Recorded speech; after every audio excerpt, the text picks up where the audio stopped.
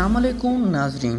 अल्लाह ताला ने इंसान को अशरफुल मखलूक़ात बनाने के साथ साथ इंसान को अल्लाह ताला ने ज़मीन पर अपना नायब और खलीफा बनाकर भेजा। लेकिन जब हम माशरे में नज़र दौड़ाते हैं तो उससे ये लगता है कि इंसान की हरकतें तो अशरफुल मखलूक़ात वाली नहीं हैं। ये रियासत पाकिस्तान इस्लाम के नाम पर बनाई गई थी, लेकिन मुझे ये बात बताते हुए शर्म महसूस हो रही है कि इस्लाम के नाम पर बनने वाली इस रियासत में हर साल सैकड़ों की तादाद में बालिग और नाबालिग बच्चे और बच्चियों के साथ ज़्यादती के केस रूनुमा होते हैं। ये हवस के पुजारी उनको अपनी हवस का निशाना बनाते हैं और फिर बाद में उनको कत्ल तक भी कर देते हैं।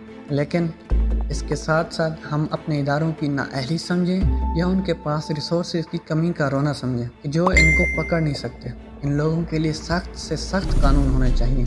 जब हमारी और आपकी माँ बहन बेटियां घर से बाहर निकलती हैं तो ये हवस के पुजारी अपनी हवस की निगाहों से देखते हैं, और इसके साथ साथ क़यामत की निशानियाँ भी रोज़ बरोज़ बतदरीज पूरी हो रही हैं।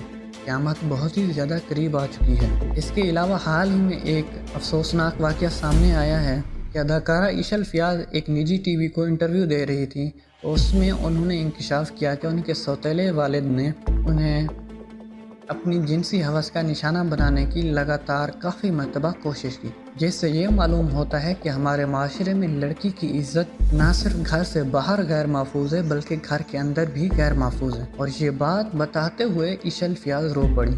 मज़ीद उन्होंने ये बताया कि उनके सौतेले वालिद ने उन्हें एक नहीं, दो नहीं, तीन नहीं बल्कि चार बार जिनसी हिरासा करने की कोशिश की। लेकिन चौथी बार जैसे ही उन्होंने हिरासा करने की कोशिश की तो ये बात उसने उन्हें अपनी बहन को बताई, और फिर उसके बाद ये बात उसने अपनी वालदा को बताई, जिसकी वजह से उनके वालदैन के दरमियान झगड़े की कैफियत पैदा हो गई और जो दोनों के दरमियान तलाक का भी सबब बनी। इसके अलावा मज़ीद उन्होंने ये बताया कि वो 3 से 4 साल की थी जब उनके हकीकी वालिद की डेथ हो गई थी। उसके बाद उनकी वालदा माइदा ने दूसरी शादी कर ली, लेकिन जैसे ही नाखुशगवार वाक़या पेश आया तो उन दोनों के दरमियान तलाक हो गई।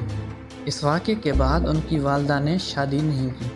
इसके अलावा मज़ीद उन्होंने ये बात भी बताई कि उनका ताल्लुक़ एक मिडिल क्लास घराने से है। अब इसमें आने के लिए उन्हें बहुत ही ज़्यादा मुश्किलात का सामना करना पड़ा और बड़ी मुश्किल से उन्होंने अपने घर वालों को मनाया। इसके अलावा इशल फ़ियाज़ खलीलुर्रहमान कमर की एक मूवी में भी काम कर चुकी हैं और इसके अलावा पाकिस्तानी ड्रामों में अपनी अदाकारी की जौहर दिखा चुकी हैं। लेकिन खलीलुर्रहमान कमर और इशल फ़ियाज़ के दरमियान शादी की खबरें भी मार्केट में गर्दिश करती रहीं, लेकिन इशल फ़ियाज़ ने इन खबरों की सख्ती से तरदीद की और कहा कि इस वजह से वो बहुत ही ज़्यादा डिस्टर्ब रही हैं। इसके अलावा हम आपको ये भी बताते चलें कि इशल फ़ियाज़ के इंकशाफात सही हैं या गलत, ये अल्लाह